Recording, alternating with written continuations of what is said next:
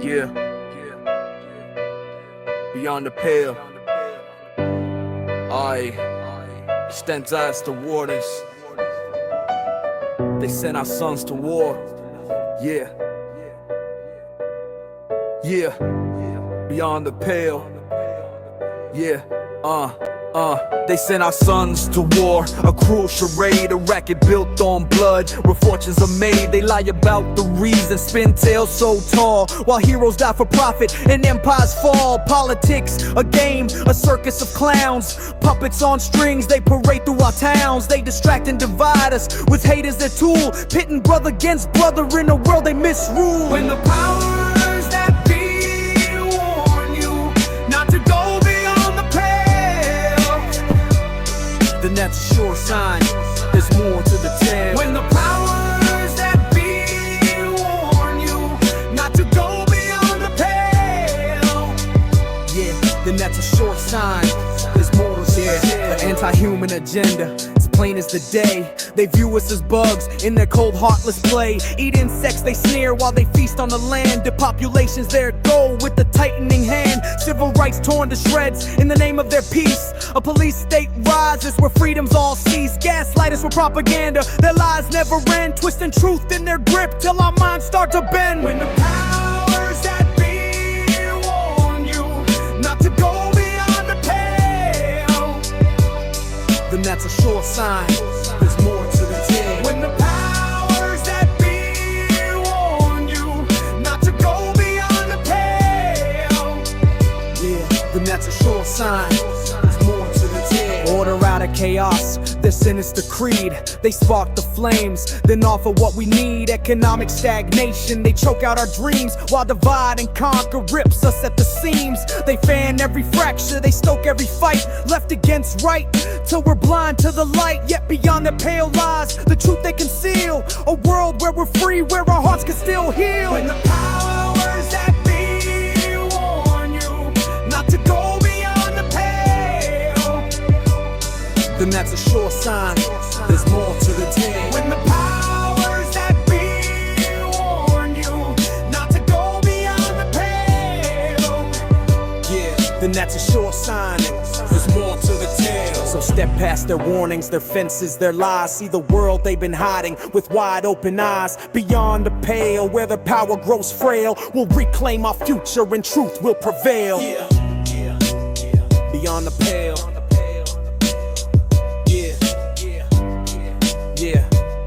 Beyond the pale. When the powers that be warn you not to go beyond the pale, then that's a sure sign there's more to the tale. When the powers that be warn you not to go beyond the pale, yeah, then that's a sure sign there's more to the tale.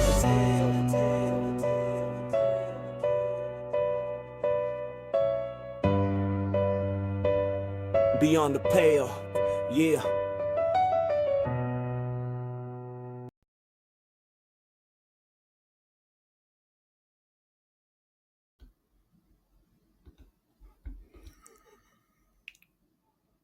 There we go. Welcome, everybody, to this week's episode of Beyond the Pale. I'm your host, RB Ham, and I'm glad to reintroduce you to Matthew Ehret. He's been on the show a couple times before. Thank you, Matt, for showing up. It's my pleasure, man. Yeah, that was a great introduction. Did you like pay somebody to customize a song for you, or how did you get that? What I did was like I wrote the lyrics to that song Beyond the Pale for my show months ago, and I sent it off to a friend of mine to see if he had time, because he's a folk artist, and maybe he could whip up a song for me, but he's so busy he hasn't had time. So Jimmy Dore went and did a promo for his through this place called Suno.com, which is basically AI. Really? And you can customize. I don't know how he did it, but I just put the lyrics that I wrote and I put it into it. And I got an R&B version and a folk indie version and a blues kind of indie version. But I like that one the best. So that's the one I use. So it's my lyrics, and I use an AI Suno.com to do it. And I haven't even upgraded or anything, so I can't publish it or send it out to anybody, but it's just for this show anyway, right? But yeah, Yeah, dude, no, it got my blood boiling. Like, it was good. It was good. It was fire. I really enjoyed it. And it actually it something similar happened to me. I didn't realize, this is already a year ago, and I didn't realize what AI could yet do, generative AI. And one of my readers who really likes my books had put one of the chapters of my Clash of the Two Americas into whatever AI thing he was using, and he said he basically prompted it to come up with a song, and basically extracting the essential ideas of my chapter on banking and Wall Street bankers coups of the 1930s. And he sent me this 3-minute video, and at first I was thinking, I kind of smirked, thinking that you're wasting my time. What are you doing? And I hit play, and it was really good. It was really good. It's not original entirely. It's still extracting themes and melodies that are developed by humans, but still, I was impressed. yeah. So that's so that's what I did, and I kind of like it, and yeah. So anyway, but if there's any artists out there that want to take that song and make it your own and do something with it, let me know. You can email me at rbham17@gmail.com. I'll be showing my contact info a little later. But I wanted to get into since I met you last, Matt, you went to Russia and back, and I find this just fascinating. I've always wanted to go to Russia. You went there for a festival in Sochi where they had the Olympics. Could your observations of when you were over in Russia, what you were there for, and this symposium that you took, you were involved with?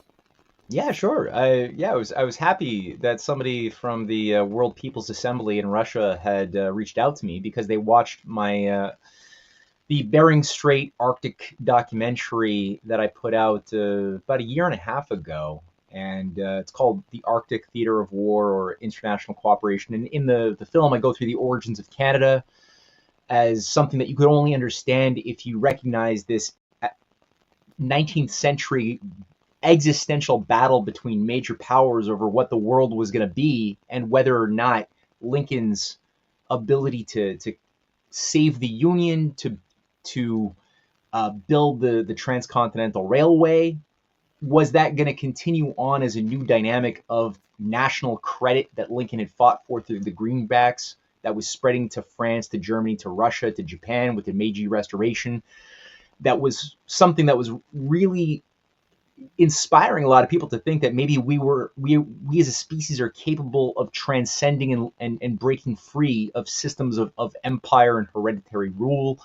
And the Russians were big friends of America. They even came in and saved the United States. So anyway, in the story, in the documentary, I go through that whole history of the fight for the Bering Strait, the fight by the British to keep control of this monarchical weird territory called Canada, under the controls of the crown, to keep it as a wedge between a potential emergence of nations like that. And then I just sort of take it through to the present. And somebody watched the documentary. They really liked it. They asked me if I'd like to submit it to a festival called We Won Together. And it's been going on for 20 years, this festival. It's been endorsed by Putin, by Lavrov. So it was a pretty big deal. And I said, sure. We got it translated into Russian, and it was accepted. So they flew me over, and it didn't quite fit, because it's a bit of an artsy fartsy festival. I found, like, I see the spirit of it. It's coming from the right place, but I found that watching a lot of the short films, which are all international, some from the Middle East, Eastern Europe, nobody from the USA was there this time around for obvious reasons. But the videos themselves, I found they lacked narrative and sort of a moral purpose. They're kind of not abstract, but like, here's the life of these people living in the slums of Somalia for 45 minutes, and it doesn't really go anywhere. It kind of just leaves you. I found a lot of the films were lacking a little bit in a higher intention. So it became clear that my film didn't quite fit the general style, and so they made a whole side event right next to the cinema, still part of the same thing, the We Won Together, but they made it sort of more of a geopolitical historical conference on the second to last day of the seminar. And we had, like, Jacques Chirac's former assistant, Hélène Perrou, who spoke also on the need to defend the true story of World War II, since certain agencies would like to and have been rehabilitating Nazis that were major killers and relabeling them as freedom fighters against the big bad Stalin, boogeyman. Sort of like what happened in the Canadian Parliament when a member of the SS Waffen division was applauded by all 338 members of the Canadian Parliament because he was a freedom fighter against the Russians in World War II when he was allied with the Nazis. That was just hilarious. And that was embarrassing. Yeah, Chrystia Freeland being the granddaughter of a Nazi who worked who was a propagandist for the the Nazi regime in Ukraine. She's the granddaughter of it, and she was just recently promoted or given the position of being a Rhodes Scholar trustee. Did you hear about that one? I did. Yeah. Of course. There we go. I just. Unbelievable. It just adds up. Yeah, I know. And then you got the head of MI6, England's MI6, whose grandfather was also leading Ukrainian Nazi SS. Actually, he was Russian and defected during World War II to the Ukrainians and became a member of the elite like Waffen SS in Ukraine, where he would have known Chrystia Freeland's grandfather, Mikhail Shomiak. And then you have the head of Palantir UK. I forgot the guy's name, but his last name is Mosley because he's the grandson of Sir Oswald Mosley, the head of the British Union of Fascists. Right. The British, not like Hitler. His grandson. If Operation Sea Lion back in 1940, if Operation Sea Lion had actually, like Hitler and the Nazi or the German war machine, they said they were going to do this Operation Sea Lion, the invasion of England. They never took it far enough because they didn't have the Navy to get to allow it to happen. But if it had happened in an alternative universe, if the Nazis had invaded through Operation Sea Lion and took control of Britain, they were going to put King George the fourth or fifth, the fourth King George. I thought it was King Edward the Eighth or something. Right? Yes, King Edward the Eighth. Yeah, and they were going to put him make him the monarch, and then Oswald Mosley was going to be their political leader in England. Yes, it was all planned. So bizarre stuff. Well, and, it gets even more bizarre there because you got Oswald Mosley's personal assistant was J.C.R. Fuller, and he was going to be made Secretary of War had that happened. Now, J.C.R. Fuller, get this. This guy was the head of Aleister Crowley's Argentum Astrum Lodge from the get-go. Yeah, the AA, the one that has the symbol A and then the three dots and then another A. So that's the Crowley Lodge. And he was the head of that, and he was open about that. He was an open Crowleyite. Now, this guy, his manuals on tank warfare are still studied in war colleges in the UK and America. This guy wrote like 80 manuals on tank warfare and strategy, and they are still studied.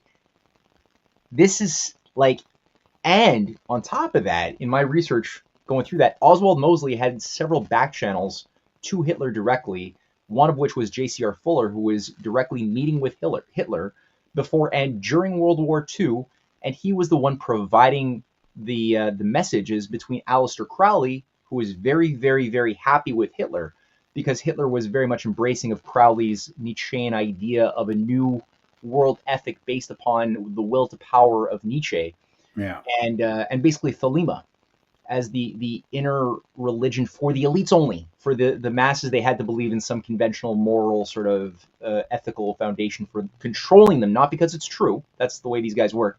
But the Thelema would be for the inner elites of the SS, like Christia's, grandfather and all of these guys. So Ursula von der Leyen's grandfather and father also enmeshed deeply within this apparatus of the Nazis. So this thing never went away, right? And this is still here to this very day. I always said the Nazis didn't lose World War II. They just switched countries. Yeah, it just became the Fascist International, right? It became NATO. It became that's the thing. If you look at the NATO design and you put it turns into the swastika, and as well. Of course, you have Operation Paperclip, right?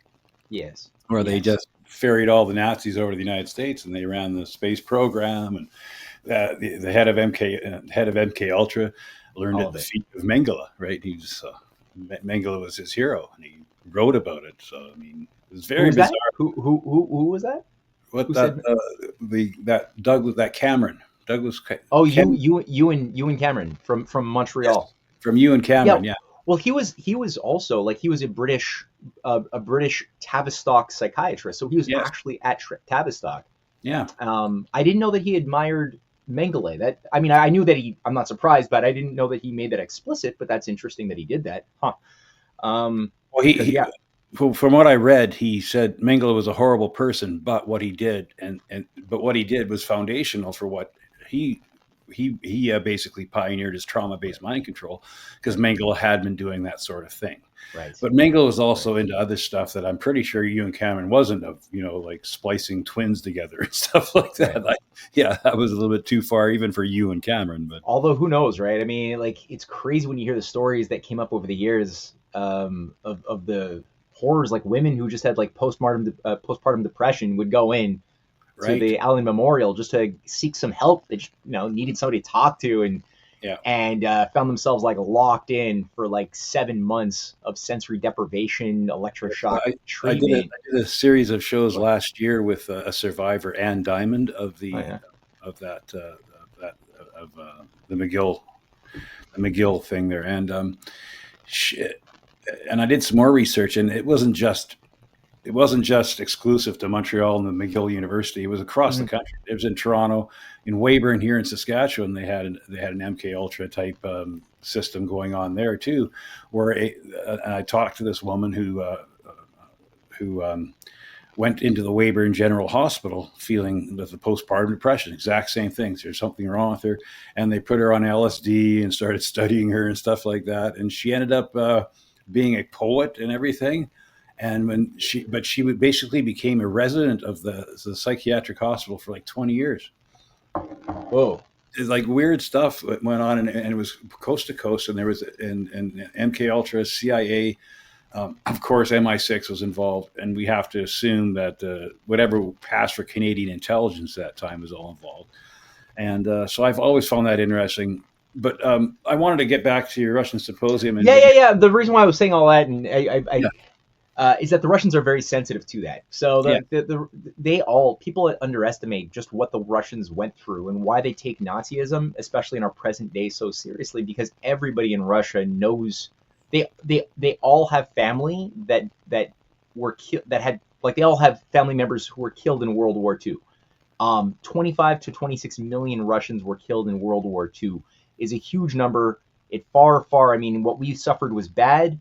We suffered a lot, but I think it was really about 400,000 Americans was the official number that died in World War II. Russia, it's so much more devastating, and the Nazis really had it out for the Slavic Untermenschen. They really intellectually wanted to wipe them off the earth and allow only those survivors to be slaves. So you had to accept, kind of like the way that certain individuals in the Middle East would like to see Gazans or Palestinians or Arabs more broadly, as if we're going to allow you to live, it's because you have embraced and accepted your second-class Untermenschen status. Yeah, so the Nazis were big into eugenics, of course, and they learned a lot of that from the Americans, though. I mean, because in the I remember, them talking about I think it was the 1910s, 1920s. There was a big eugenics craze in Canada, United States, in Britain, and the North American countries, because they thought that through phlebotomy, remember, they would touch your head, measure your head and cranium, and phrenology. Phrenology, yeah, that's right. Yeah. Well, yeah, you learn something crazy. I was speaking to actually a girl who was actually attending from a different country. I won't say anything else, but she submitted a film, and so we're talking. She's a PhD and working on in psychology, and working specifically right now on with a team, getting a lot of government funding from some European countries to do work on AI diagnostics of criminal tendencies based upon simply photographic and genetic information. So by taking a photograph of somebody and a little readout of, I guess, of their bloods, that is somehow, with the advent of their approach to AI, able to diagnose the proclivity this person will tend to have to criminality. Oh, what could go wrong there, eh? My jaw dropped, and the look of just pale horror on my face was I don't think I was making it too too hard to read, and other people in the room could, like, they chuckled because they saw my jaw drop, and this girl had no clue. I was like, do you find this is kind of similar? Are you inspired by phrenology? I asked her, and she's like, what's phrenology? And I was like, oh, okay, well, like science of reading head bumps to see when somebody's going to be what the Nazis were doing. And she's like, no, it's nothing like that. No, this is scientific. Like, okay, sure, yeah. That's what the Nazis said. They were doing science too. Remember, Yeah. before, like in the 1930s, they actually put up promotional videos of them putting all these mentally retarded people and people who had dwarfs and anybody who had some kind of, and they put them into like research facilities. They did promotional videos of how they were helping them, and they felt that the best thing to do for them was to, what's the word I'm looking for? Made is a good way of putting it, right? They put them to sleep, in a humane way, because it was best for them and for the human race that we weed out these people. Here in Canada, the United States, there are many cases of sterilizing Aboriginal people, sterilizing people who they consider like welfare cases or career criminals, doing experiments on prisoners when they were put in prison against their will.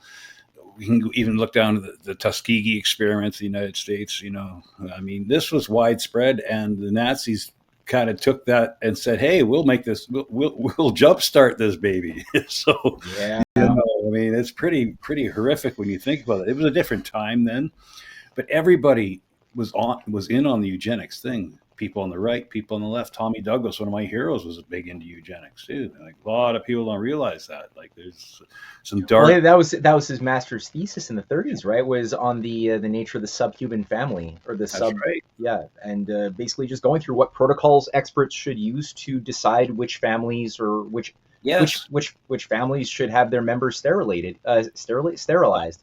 Yeah, and Preston Manning's father, who was the head of social credit in Alberta, which was a right-wing version of Tommy Douglas's left-wing version of populism, was also big into eugenics. Well, I was surprised. Yeah, right. I mean, Alberta was the first of the Canadian provinces following then BC to apply mass sterilization laws under social credit. Ernest Manning and whatever his name, I forgot his name all of a sudden. Abernathy, Yes. Aberhard.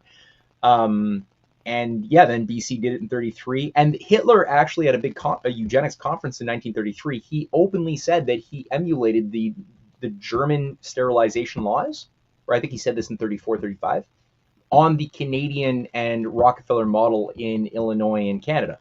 So that's what inspired and shaped the Nazi application. They were just a little bit more, less hypocritical about it than we were in Canada. So, it came out in a different way, or a little bit more aggressively, but it was all going in the same direction. And as far as we could see, it never stopped, right? They just gave it a rebranding, as Julian Huxley said in 1946 in his UNESCO, Its Purpose and Philosophy, this founding document for UNESCO that Julian Huxley set up while he was the president of the British Eugenics Society. At the same time, simultaneously, he was setting up UNESCO.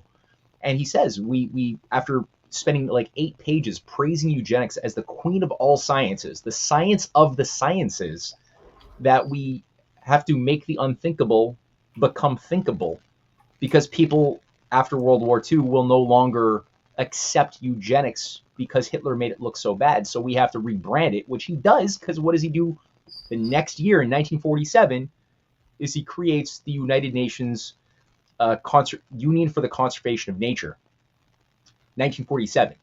And then he creates the World Wildlife Fund for Nature with Prince Philip and Prince Bernhard of the Netherlands in 1962, which is like basically, again, it's creating a science, a pseudoscience that is based upon organizing processes to reduce human population, especially of the unfavored races that oligarchs think are subhuman. Like, Africans should no longer be allowed to develop high technology infrastructure because it's bad for the environment. So we have to do, for the greater good, we have to do everything possible to keep Africa in as backwards and dependent of a state to save nature now. It's not because we don't like Africans. We love them, you know. Yeah. But you can't let them. If a leader tries to emerge among them who wants to develop a hydroelectric dam, we have to kill him. Yeah. Because nature. Start his own currency in Africa. Yeah. So I wanted to leapfrog on that. This is George Bernard Shaw, and this was his idea of how we should, if it's a moral idea that we should eliminate the people that are not useful. I never know exactly how to make my opinion clear, because I object to all punishment whatsoever. I don't want to punish anybody. But there are an extraordinary number of people whom I want to kill. Not in any unkind or personal spirit, but it must be evident to all of you. You must all know half a dozen people at least, who are no use in this world. Who are more... You must all know at least a dozen people who are no use in this world, he said. ...more trouble than they are worth. And I think it would be a good thing to make everybody come before a properly appointed board, just as he might come before the income tax commissioners, and say every 5 years or every 7 years, just put him there and say, sir or madam, now will you be kind enough to justify your existence? No, will you be kind enough to justify your existence? He says that. If you can't justify your existence, if you're not pulling your weight in the social vote, if you're not producing as much as you consume, or perhaps a little more, then clearly we cannot use the big organization of our society for the purpose of keeping you alive, because your life does not benefit us, and it can't be of very much use to you. That's exactly what's funny about these guys, though, when you listen to them speak, and then you look at what did they do with their lives. Like, these are the useless eaters. What did George Bernard Shaw do except for like making nihilistic plays that only made people worse human beings? And what did he do with his life? How productive was he? He was not. He was anti-productive. They all are, right? Everybody on his appointed board would be the useless eaters. But of course, they're the useless eaters in charge of deciding who's going to be the useless eaters. Right? Yeah. This real full elitism, and people understand it's still going on today, and it's going on in high tech now. And I wanted to, because you were talking about how this AI, this person who's an AI is going to use AI techniques to, do them. And as Get Up King says in the live chat, this is the Minority Report. It's being realized right now in real time, and Elon Musk and people like that are pushing it. Just recently, a few days ago, Elon Musk came out and said that his AI robots are going to eliminate poverty. Exactly how are his AI robots going to eliminate poverty? They're just going to go around and kill all the poor people, or put them all in basic gas? There'll be no poverty to see anymore. Yeah. Like, the poor will always be with us. Or I thought as a human ideal is to rise the poor out of poverty, but apparently it's just to keep them out of the picture. Because there's the WEF, of course, the World Economic Forum, talk openly about how Yuval Harari, the Israeli WEF guy who was the right-hand man of Klaus Schwab for a while, Yuval Harari, has talked about this, that with the automation that's going to happen, there's going to be a whole bunch of useless leaders. Now, what do you do with them? And they kind of never really come around to what are they going to do with them? You can't retrain billions of people to do work that's no longer available. Well, that's their power over us really comes from us allowing our faith in humanity to be overturned by a sloppy mode of thinking that is infused into the zeitgeist. So due to the fact that most of the stories that we've been feeding as junk food into our souls through Hollywood movies and Netflix and Amazon Prime and other scenarios, and even a lot of the books, for those who even still like to read, whenever these stories deal with the future, it's always some post-apocalyptic, wasteland that survivors are adapting to in a zombie apocalypse or whatever. Like, there's so many variations on the same garbage theme that people have been acclimated to the idea that human beings are naturally shit, that we will necessarily destroy everything. And that's maybe even a good thing, that it's giving us a chance to reset, heal, maybe go back to nature a little bit. And there's actually like a lot of propaganda right now being like flooded onto the scene, not just through these left and right wing versions of the same thing, like Elon Musk and Yuval Harari, who, like I said, I think they're the same thing, except one is just, catered to a left wing nihilist, the other one a right wing nihilistic mindset. Well, not even nihilistic, because Elon will speak to, and this is what it angers me a little bit, how a lot of the transhumanists who are catering their messaging to the right will use a moral and even optimistic language, but with the exact same core predicates of somebody like a Harari on the left, who still believes in the inevitability of useless eaters, or the inevitability that we have to merge with machines to stay relevant, or the fact that we must necessarily be organized around some combination of drugs that they promote, psychedelic drugs and video games, as which both Harari and Elon Musk also both promote. So, and yet people think that they're different. And it's like, no, it's this, even then the way that Steve Bannon is organized to be sort of the so-called nemesis of Elon Musk, because everybody loves a drama, a battle. But even there, like when I've listened to enough interviews with Steve Bannon, and although he will criticize the transhumanists, which sounds good, then he'll still say things like, but if you don't go with the transhumanists, you will be left behind.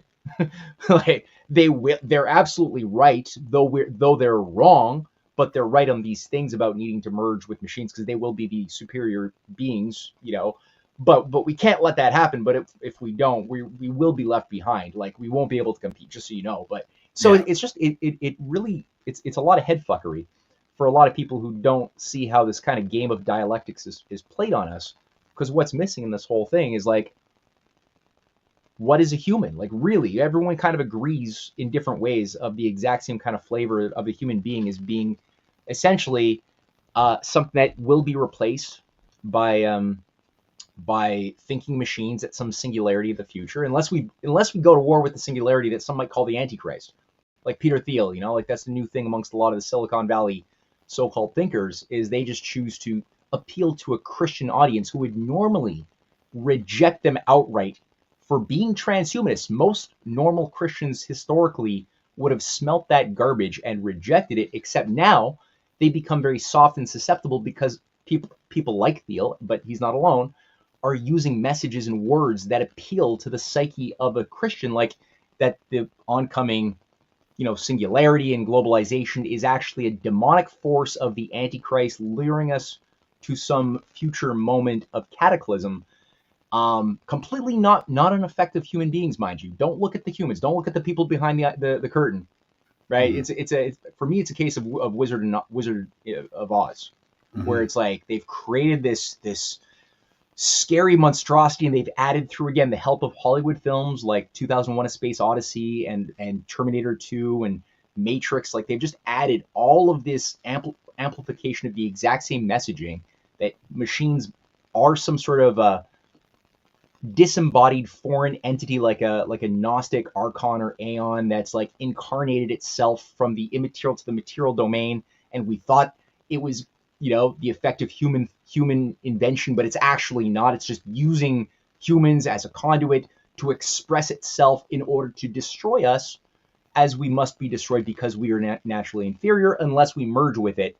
And so it's really just like a Gnostic spell in my mind that all of these assholes are pushing, and people who don't know their history, they don't know how this game is played, they're falling for it left and right and giving their consent to the narrative. So all that to say, yeah, my trip in Russia was pretty good, and the Russians don't. I mean, what I like about it is that they really don't tend to buy into this like crap. There's not as much. There are problems. Don't get me wrong, in thinking, a lot of like overly mystical thinking, but overall there's a general morality that I don't find as present in my part of the world, and a common sense that most of the Russians that I encountered don't believe that overpopulation is an issue. they have a general optimism and a faith that human beings are capable of leaping outside of the limits to our existence by going, to the horizon and exploring the universe. And, this is the cosmist movement in Russia. It's very big. And I encountered a lot of people who are very positive about the idea of collaborating on developing, lunar mining and Mars exploration and things like that. But unlike Elon Musk, who says the words, they actually have a way of thinking about it where they recognize that you need the nation state, you need international collaboration to make it happen. It's a more, I think, grounded philosophy rooted in something that I see as more similar to what John F. Kennedy was representing when he was challenging people to think about going to the horizons and beyond in the 60s. So that was good. And the university where my side event happened was the Patrice Lumumba Friendship University, which is named after the great assassinated Congolese Republican independence fighter, Patrice Lumumba. And that was originally the name in the Soviet time. Then, Soviet Union collapsed. The university got rid of the name, and now they just readopted it last year. So that was nice as well. And everybody loved the documentary, The Arctic Theater of War, International Cooperation. So a lot of contacts. We'll see where it goes, but it was definitely my first and a really nice experience. I've never been to Russia after all this time. This was my first time going, and so I've gotten more invitations to go to other events now. So that's cool that the ball is rolling. So you didn't have secret police minding you wherever you went and putting you on a tour and making sure you didn't go to the wrong parts of town? No, none of that. No. That's the kind of like the thing we were kind of told about the old Soviet Union, that if you went to visit there, you were constantly being surveilled and you were being bugged and all that stuff. You didn't run into anything like that, did you? If they did, they were doing a damn good job. No, it was like I did a few on the ground report videos for my audience while I was there, and I just was wandering around a couple of days and checked out the beaches of the Black Sea, and it felt like any North American town. It was remarkably westernized. The music all had sort of Western styles of music. For good or for bad, it is what it is, except with Russian singers.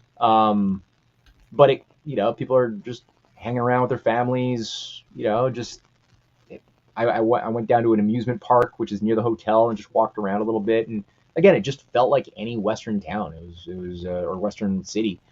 And there were the people there were very much not like, oh yeah, there's one of my reports. Yep. So if you go to Matthew Ehret's X and just at Ehret _ Matthew. He was putting out reports while he was there in Russia, talking about all these things, and found it very interesting and stuff. And I'm glad you threw in the Chrystia Freeland thing too about the Rhodes Trust. Yeah. But anyway, so just go to his X and sign up, and you could follow along with his exploits. That's really great that he did. I find that just fascinating. And this is a kind of a sidebar, but it's about history, geopolitical history. A long time ago, we had this thing where the United States and Great Britain were actually on opposite sides of the global geopolitical theater, and Russia was helping the United States. And have you ever wondered, because the British owned Canada, were trying to make a drive for the Arctic and to take control of the Arctic. At the same time, when Russia was also an Arctic power, they sold Alaska to the United States. Have you ever figured out or done some deep research into exactly why that happened? Why did Russia give up Alaska to the United States? Is that an idea of global cooperation, or did they just need the money? What was going on there? Yeah. Well, that's a big part of my documentary. And I absolutely, it's because the fact that everybody who was involved with that sale of Alaska, which began really in the middle of the U.S. Civil War, the negotiations had already begun. The decision was made in the first moments that the Civil War began. There was already letters between the ambassador of Russia to the Grand Duke Constantine already saying that we need to prepare to sell America Alaska because we need to develop together with the American system of political economy, which was very unique at the time. It wasn't like it is today. It was a different idea, which was contagious in a good way, because it was premised on the notion that the nation, the sovereign nation, as an institution, is solely authorized to emit currency for the purpose of developing the actual productive powers of that society. And that was very much enshrined in the writings of all of the key economists that Lincoln brought into power around him, like Henry C. Carey.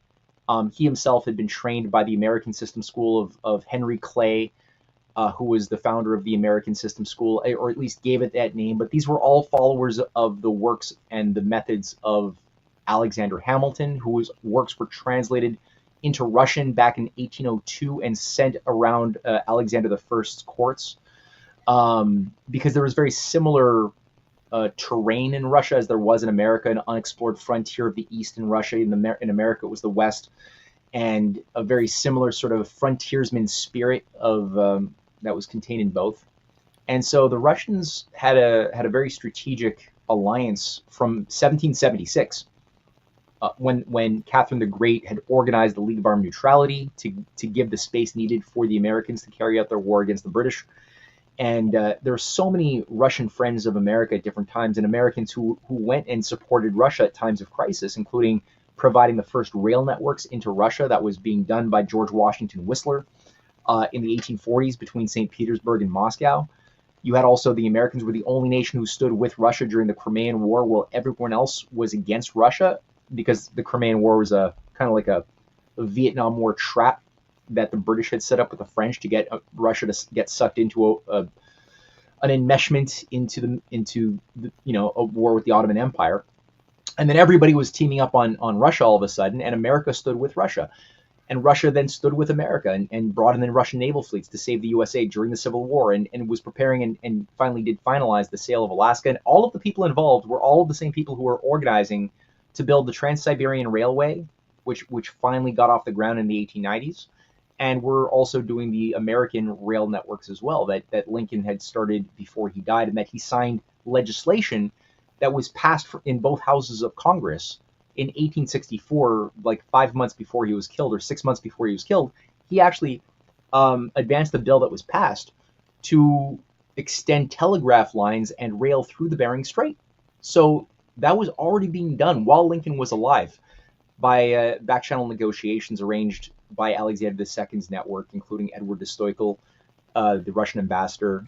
Cassius Clay, who was the American ambassador to Russia, played a big role in that. And the sale of Alaska, that's everything. In Canada, that's the only way to understand Canada. For anybody listening who's Canadian, you cannot understand why Canada exists, why the British North America Act was created, unless you know this story, because it was all done as part of a bribe and a desperate set of bribes and threats and assassinations to keep Canada locked into the British imperial cage and to prevent that sort of development from happening. So it has deep historical precedence that might blow people's mind. And a lot of this is in my books. It's in my movie, but it's also in my books on the Untold History of Canada in a much more expansive fashion. Well, that is fascinating. And another thing about that I also find fascinating, with the idea is that Russia, and I don't know if this is true, but I've read a lot of Dostoevsky, a lot of the late 1880s, 1890s, and they were talking about there was a rise of liberal intellectualism going through Russia. They still had a vast amount of serfs that weren't very literate, right? But there was an idea of trying to make them more literate, going out to the people. And there was this they were trying to actually try to craft a constitutional monarchy sort of thing area where the imperial family would still have control, but there was a big movement, a liberal movement in Russia to try to tap the power of the serfs to make them a more industrial state. But the best way to do that was through democracy. But there was a power that took control of that and perverted it, and Wall Street funded it, and that was the Bolshevik Revolution that kind of hamstrung the idea of the liberals creating a democratic counterpart. Do you know? Have you done any research about that? Was that done on purpose to make sure that Russia would stay backward? Yeah. Well, there's a number of good books. I'm trying to remember the names, but I've done a few chapters in my Clash of the Two Americas Volume 2, going through the both. I incorporated some of what Anthony P. Sutton had done in his Wall Street and the Bolshevik Revolution book, which is a decent book. He crunches his data pretty well, although Anthony Sutton, people have to read him with a little bit of a big chunk of salt that you have to hold on to, because he's himself ideologically committed to an imperial Habsburg Austrian school worldview. So he'll interpret everything from his imperial Habsburg Austrian school perspective, which causes a lot of, whether he knows it or not, mischaracterizations or identifications of events in history. But on this, he does a pretty good job. And yeah, I mean, it's pretty clear that the 1905 and 1917 later second attempt, because they really wanted the Bolshevik Revolution to happen in 1905, and it almost did. Right. And at the time, you had Trotsky working with, he was part of the Mensheviks at the time. It wasn't part of the Bolsheviks, but they merged later on. And Trotsky was very close to Alexander Helfand Parvis, who goes on to become a financier, gun runner, but also a major financier for the Young Turks, which are built up to first overthrow the Ottoman Empire, install the Young Turks. They carry out the Armenian genocide, and they then are a major part in weakening Russia in 1912 in the Balkan Wars. So that was sort of a necessary thing to start pulverizing Russia, because at the time, that didn't, the 1905 Bolshevik Revolution, I shouldn't call it that, but the first, I guess, color revolution failed, despite, and it received a lot of money from Jacob Schiff, and you can't look at this thing as a lot of, I think here's the thing I've noticed, RB, is that a lot of people, they have this method which sucks at trying to make sense of historical processes, which is very mechanistic, and they try to write books about a particular event, but in a way that ignores the broader chemistry in which that event is happening, right? So it's like, what else is Jacob Schiff doing? Well, he's also funding the Japanese in 1904 with the British to help build up first the Japanese armaments and navy, but then he's funding them in order to use them as a proxy battering ram to declare war on Russia, which they do. And they destroy 80% of the Russian naval fleet in 1904, 1905, destroy Russia, weaken it so badly. And I mean, the Japanese are just being used like ISIS almost. And Jacob Schiff, this Wall Street banker, is awarded with the Order of the East, or the Rising Star, or the Rising Sun, the highest honor you could get as a foreigner in Japan, for his service of providing all this cash. He's also then, at the same time as he's doing that, he's also then funding these bullshit, but the money is getting to these various revolutionaries that they're also using, and they're more than happy to dispose of these useful idiots in Russia to overthrow the Romanovs. But that money is getting to the right channels because these different cells are being organized, protected, and incubated by a Russian, French occult intelligence apparatus that's working, that is the Russian deep state, which has within its, I guess, ownership, I mean, there's things I shouldn't really say probably too, but this is on the public record. I mean, you have within the Okhrana, the Russian secret police, set up in 1878. You have the leading black nobility, the leading feudal lords and nobility of Russia that go back over 1,000 years, in some cases longer, who despise the liberation of the serfs that Alexander II, who also saved the Union, had done in 1861.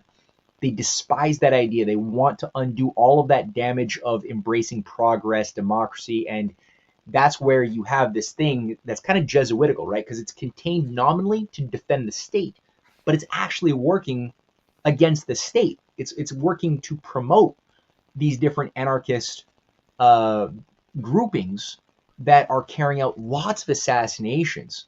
Oh yeah, I mean, if you want to talk about terrorism, what was going on in Russia in the 1890s and the 1900s was unbelievable.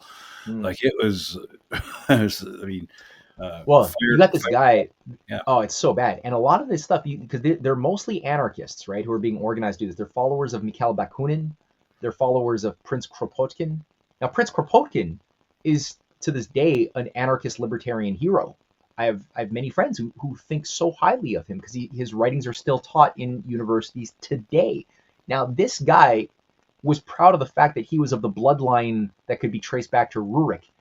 And he believed his line was the rightful heirs that had unlawfully gotten overthrown by the Romanovs. But he's like an anarchist intellectual, but a patron and organizer of these various international cells that, from a bottom-up perspective, appeared to be individual and unique unto itself. They were never, from a top-down perspective, they were all never organic. No, yeah. No, not at all. And so this is where the anarchist assassins of James Garfield in 1880 in America, which came out of, I think, Buffalo, had ties to the same anarchist network in Russia that had killed Alexander II when they planted a couple of bombs, killing him, and the same year. And then the assassins of William McKinley, also anarchists, and that were tied to Emma Goldman, and that whole Emma Goldman network that generated the disposable assassin that killed McKinley was tied to Bertrand Russell. It was tied to Prince Kropotkin. Prince Kropotkin had made several tours of the United States where he visited many of these anarchist communes. Some of them were in Ontario, Buffalo, Ontario, Colorado. Like they're New York State, a lot in New York State, where the Burnt Over District was set up in the 20s, 30s, of these different like religious cults, like the Mormons that came out of that, but also the Oneida cult that generated the Guiteau, the guy who kills President Garfield in 1880. Wow. These are like MK Ultra operations, right? That are like generating through a mixture of ecstatic states, altered states of experience. So nothing is new. Psychedelic drugs and sex. Nothing's new under the sun. No. Nothing is new under the sun. It's still going on today. So what am I saying this, right? So you have like this thing, this Okhrana, this holy brotherhood thing set up in Russia. The Ignatiev, Count Ignatievs, all of these Ignatievs, they're Peter Ignatiev. These are the founders of the Okhrana. They're working to incubate these things. At the same time, they're bringing in theosophists. Like, so they're working with the Martinist Freemasonic order inside of Russia that was put in there by, I think it was like a British soldier or general who goes in and sets up the Martinist Freemasonic order. The rite of strict observance is also an offshoot of the Martinist order inside of Russia. Helena Blavatsky's grandfather, who's a high-level general, is a part of the rite of strict observance. So you got this whole thing incubating at the top. Blavatsky becomes the founder of the Theosophists later on, right? But her disciple, Yelena Glinka, she's a disciple of Blavatsky. She's brought into the inner court of Nicholas II's wife, the granddaughter of Queen Victoria, who then brings in the Protocols of Zion. So like the forgeries, these things that were crafted in the French Bureau of the Okhrana office by Rachkovsky, they're now being infused by this network of Martinists and Theosophists who are infused into the advisory ship around Nicholas and his wife to drive them crazy in paranoia of the Jewish conspiracy that these protocols, this manual proves. And it's like nobody talks like this, first of all. Like it talks like, the language is like a cartoonish Pinky in the Brain thing. And it takes elements of truth, but then it infuses a lot of fallacy into it. And it drives him so crazy that he reactivates the anti-Jewish pogroms that Alexander III, his assassinated father, had also been stupid enough to reinvoke. And then that creates such a pressure cooker of despair and injustice onto the Jewish populations inside of Russia that it then creates like this. Well, they become easy recruits for the revolution then, because they have a axe to grind. Exactly. Like you had like there's a lot of cases of idiotic Christians who are like revved up by Jewish conspiracy stuff who would go into Jewish villages and kill a lot of Jews. And that happened all over Russia. It happened in many countries. But then the pogroms made it even more state-sponsored and backed. And like you said, then it creates people with who've been through crazy shit. They got an axe to grind, and they, like we see with people in the Gaza, you've just killed whatever 80, 90, 100,000 mostly civilians in the Gaza. Well, most of these people were not going to be radicalized, but now that they've watched their families burn to death in front of their eyes, the chances are they're going to have an axe to grind, and these kids are likely going to be the the terrorists of the future, because that's what you do. That's the formula. So that's sort of what happened around what Trotsky was recruiting from. Yes. And it was like only the reason why it failed in 1905 was because you had the brilliant maneuvering of Count Sergei Witte, who ironically was also a cousin of Blavatsky, but he, unlike Blavatsky, he actually was a real Christian who believed he had a soul and was a good guy, and was an admirer of Lincoln, was translating American system writers like Henry C. Carey and Friedrich List into Russian. And he organized to create the first Duma, the first constitutional reforms to grant mass voting rights to the population, human rights in general. And unfortunately, due to the slanders of people, his enemies, and at a certain point, he even worked with Rasputin. They were kind of like, they didn't like each other, but it was kind of like a case of Alexander Hamilton and Jefferson, who were both like, they didn't like each other, but they would work together to save the nation at different moments. It's kind of like that, where Rasputin and him realized at different moments, we got the same enemies that want to kill destroy everything, and they found themselves trying to work together to keep Russia out of World War I. And unfortunately, that didn't work. But I've got two more tracks to take here. So one, a lot of people, especially like people like Candace Owens, they promote this idea that the Bolshevik Revolution was a Jewish revolution. It was a Jewish drive to kill Christians and all that stuff. But that's just an oversimplification, isn't it? Please put that to rest, because I hate because that's more of a trope than anything else. And of course, it just keeps the idea of this massive Jewish worldwide conspiracy first and foremost in the heads of a lot of people who should know better, because the massive wide Freemasonic / Sabbatean cult, whatever you want to call it, is not one particular religion. They encompass any religion they can get a hold of, because they just substitute their God into that religion, and then they can fold anything into it. So please tell me please enlighten the people what the Bolshevik Revolution really was. It wasn't some kind of a Jewish conspiracy, was it? You can't categorize that and be correct. It like you said, it's too simplistic. Did it involve a lot of Jews? Hell yes. Yeah. Did it have Sabbateans at the top, like organizing for mass sacrifice of their own people? Yes, it did. That's true too. But what Candace Owens leaves out has a lot to do, I think, with the fact that she's also being trained on understanding the world, or recasting her understanding of the entire world, including the fallacies of the American Revolution, which she now knows and is teaching everybody is a giant Freemasonic occult fraud, because Anglican priests are teaching her how to look at her history from these more critical eyes, that the divine right of kings, as she said on a recent interview with Milo, I forgot his last name, the former gay podcaster, I forgot it, Milo. Something Yanakafis or something. Yanabakabablis. Anyway, they were basically agreeing that the divine right of kings of the hereditary peer system of the empire was actually the conduit and channel of God's natural law to mankind, which was obstructed and overthrown by this atheistic Freemasonic movement of George Washington and Ben Franklin and others. Milo Yiannopoulos. Yiannopoulos, that's him, yeah. Yeah, it's a filthy conversation in that sense, and overly simplistic. But she admits that she's learning all of these things because of these Anglican tutors who are helping her understand things, and specifically Nicholas Hagar, who is a friend of her husband's father. Nicholas Hagar has been a very high level figure within the British grand strategic plane. So he's a player. He's a narrative controller. He's MI6 adjacent, always has been. He's the personal tutor of Emperor Hirohito's son. Emperor Hirohito, by the way, was a knight a British Knight of the Order of the Garter, just like Tony Blair. Emperor Hirohito. Yep. Yeah, that's amazing. Did you know that he also won an award in Mexico? Emperor Hirohito was awarded the Rising Eagle Star in Mexico too.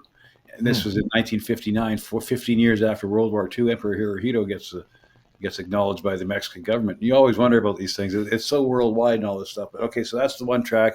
That's obvious oversimplification, okay. And they're trying to set up this clash of this clash. I can see it going on in the United States right now, where MAG is breaking up, and you have these people. It's all the Jews and other people who are. If you say anything bad about the Jews, you're evil, and so you can't criticize Israel. It's just it pisses me off too. Like I mean, it's so formulaic how this is going down. But if you're in it, you can't see what it is. If you allow yourself to remain mentally within the game, you cannot identify how you're being played in such. They're laughing at you, like not you personally, but I mean, I'm talking to the audience who might be susceptible to it. They're laughing. The oligarchy who's playing the board are laughing. And it's like Turning Point USA, right? Like Candace Owens' husband is the head of Turning Point UK. On the advisory board of Turning Point UK is Michael Aquino, the head of the Temple of Set's friend and co-author of the Mind Wars document that transformed the U.S. military. Yeah, Paul Vallée. Paul Vallée is the board of advisors of Turning Point UK. Now, Paul Vallée is also one of the earliest promoters of QAnon. I'll just say that. And Michael Aquino, just like Paul Vallée, were both very critical. They became celebrities in the alternative media world around there having been insiders who admitted that 9/11 was an inside job being done by some deep state structure. Before it was popular to talk about that, they were already doing that. Now Aquino, as people know, is dead now, died in 2020. Paul Vallée is still very much alive.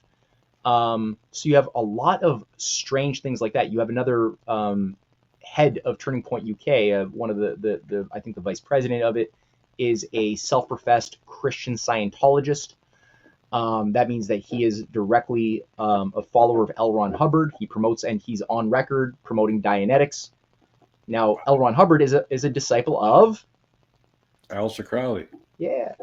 So you got these Crowleyites that have been set up inside of these institutions that a lot of people, when you look at that, then you can appreciate, okay, that things like the Sabbatean Jews, what the hell is that? What are the Frankists, right? Like Sabbatai Zevi, what was he? That such that he believed that he was a Messiah, just like Jacob Frank thought he was the Messiah. Like, where did their weird good is bad, black is white, up is down ideology come from? This convergence of opposites. I mean, it's the same thing that you find within the Gnostic Nag Hammadi scriptures, that I am, that God is man, God is woman, God is hate, God is love, God is truth, God is lies, God is everything, and if you're everything, you're nothing in that sense. And to be in that sense an enlightened person means to brainwash yourself, to break free of all of your natural human impulses towards wanting to abide by your conscience, use reason, use empathy. You got to break free of that through rituals, some psychedelic drugs. There's a whole way of doing that, both practice but also intellectually. And the Kabbalah is one expression that's been developed, because where there's a tree of life, there's a tree of death, right? And everybody likes to talk about the tree of life and the Sephirot and the Ein Sof, and there's good philosophy you can glean out of that if you're simply an exoteric, non-initiate. But as soon as you actually get into a position of the inner clubs where you're going to have more influence, well, then you have to be introduced to the Book of Death, because it's Manichaean. Where there's light, there must be darkness. Maybe light is even caused by darkness. Maybe light needs darkness. So if you want to do the light, you have to do the dark. You have to do evil in order to make good meaningful. So maybe doing evil is good in that sense, So it doesn't take you long to get to these very elementary backflips where all of a sudden you're murdering babies and drinking friggin' adrenochrome or whatever the hell they're doing, thinking that you're liberating a soul to the other side or whatever. You can brainwash yourself in a number of ways. But this goes back to the mystery cults. This isn't Jewish, it's not Christian. There's infestations of these cults inside of the Christian, Jewish, Muslim worlds. They will work together, and that's provably the case. And I think you can see that right now with the so-called Abraham Accord, right? What's going on right now? Because nobody when people say, "Oh, Saudi Arabia and Qatar and all that, they're bad, but Israel's good." Well, they're all working together. The biggest military base in the Middle East is in Qatar, and of course Saudi Arabia. The head chopper for the bones. MBS, Mohammed bin Salman, the bone saw just came over and was with Donald Trump, and Donald Trump was singing his praises and stuff and getting mad at reporters for asking him tough questions and stuff, trying to get him on with the Abrahamic Accords. And even though Mohammed bin Salman is saying, well, we'll go along with the Abraham Accords if there's a two-state solution for the Palestinian people, which there never will be, because Netanyahu and his ilk have said there's never going to be that, because they're busy building their Greater Israel project. But they're all working hand in hand over there, and you can see the fact that they have a former Al Qaeda guy now as the head of Syria, and he's being feted at the White House, and he's now being called the president, even though he was never elected to anything. And they overthrew Bashar al-Assad, who was actually protecting Christians. This guy's killing Christians, but he's the hero now. Like, this whole inversion, this is the second track I want to take. How much of this is they keep us so off balance with all this stuff? And it's right from the book 1984, George Orwell. This week you're at war with East Asia. The next week you're at war with Eurasia. The next week, and they just erase history, and people don't remember their history. It's bizarre what's going on. What's your analysis about that? It's crazy. Well, it's I guess the way the world's a stage, eh? There's games within games, plays within plays, and I think that it's important to get into the headspace of one of these wannabe game masters who like playing humanity as if we're like very predictable, perhaps ideological robots, automata, however you want to pronounce that can be driven and nudged into certain directions of action based upon both ideology and unfelt thoughts, right? Like hypnotic induction that influences our behavior through felt thoughts, and giving people traumatic experiences that they associate with certain things at an early age, whether, the fear of global warming that's caused by humans, that kids can be induced into self-hate and rage, sadness, there's all of these things that kids are being induced into becoming super depressed over the idea that we're human viruses, because they're fed images of destructions of nature, and they start learning how to empathize with the trees, cry with the tree, do these types of trauma bonding as groups with nature that cause them to become eco-terrorists. Maybe they don't most don't go the full distance, but that's the type of ripe environment that you extract the eco-terrorists who are going to be then deployed to go and, blow up a pipeline or a bridge, or like Extinction Rebellion, that group that's constantly doing those disruptions and everything. And the disruptions they do are so off-putting. Stopping traffic, people from getting to work, throwing paint on valuable paintings and stuff like that. That it completely backfires and makes them even more hated by the other group. Yes, it does. Yeah. So you got this problem where people just lack real self-reflectivity. Self-awareness is something which, when you don't learn how to do that, you don't really have free will, and you will be an instrument for the will of somebody else always. Mm-hmm. So I think that's always been the battle. Now, one of the additional ironies, since we're introducing, let's nudge it towards the Gaza and the Abraham Accords. People are celebrating the peace plan and the whatever it is, the Gaza Peace Council, or whatever it's called, that Trump is celebrated for having brokered. Now, am I glad that the destructive mass murder has at least taken a momentary respite? Yeah, sure. Of course. But am I celebrating? Hell no. I mean, this is definitely not something to celebrate, because first of all, everybody who's engaged in setting this thing up is super shady. And they're all in it for the money. But I think other things too, like Tony Blair is himself, like he's he was at this thing since the beginning as part of being this technocratic Gaza board of peace. But he himself is a member. He's a Knight of the Order of the Garter. Now that's something that, again, it was set up in 1348. This Order of the Garter by Edward III. Now the Order of the Garter, as far as I could tell, is the Knights Templar that were retooled a few decades after the Templars were taken down in that form, and they reemerged in a few different ways. One of those ways was in the English court, and the second that they were set up, my wife and I are working on a whole report on this thing. They immediately, that same year, 1348, launched what became the 100 Years' War. It was like a phoenixing bloodbath, a purge. Oh, what do you got there? I'm curious to see what you pull up. Keep playing. Okay, so the Order of the Garter, though, it's set up such that you can only have 24 members, 24 knights at any given time. Some ladies are allowed.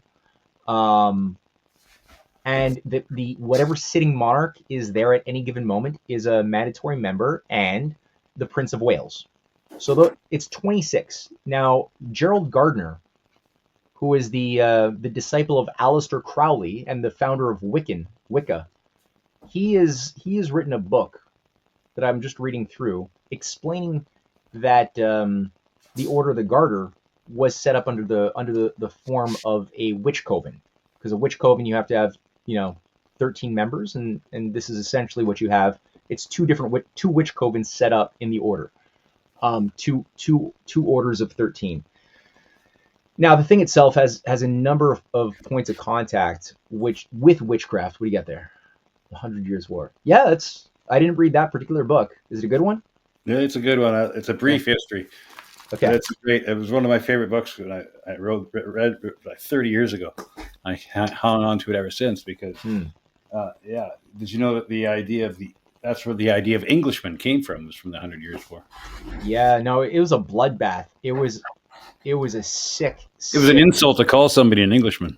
Yeah, I would imagine so. No, and I mean, this thing was like, it was kind of like a crusade, except it wasn't to take back the Holy Land. But there was the idea that France had, because a lot of these inner core cult controllers at the top of the chivalric knighthoods, like the Knights Templar, Knights of Malta, or at the time Knights Hospitaller, there's an inner Mithraic core of Gnostic occultists who they don't do things for money. They have a longer view of ages. They think in terms of ages. Like Crowley was a big on the age of Horus, aka the age of Aquarius, the age of light, which Horus is a light bringer. It's a fallen solar deity. The updated version of Horus is Lucifer, the light bringer. Yeah, exactly, and that's Seth as well. So Michael Aquino, the Crowleyite, who was the head of the Temple of or second in command at the Temple of Satan, and then he became the founder of the Temple of Set. He believed that he was the prophet and Messiah of the age of Set. Now, Set, again, from the Gnostic scriptures, is simply Lucifer, and the Sethian Gospels are renditions that portray Christ, Jesus, the Jesus figure, as the incarnation of the Lucifer spirit.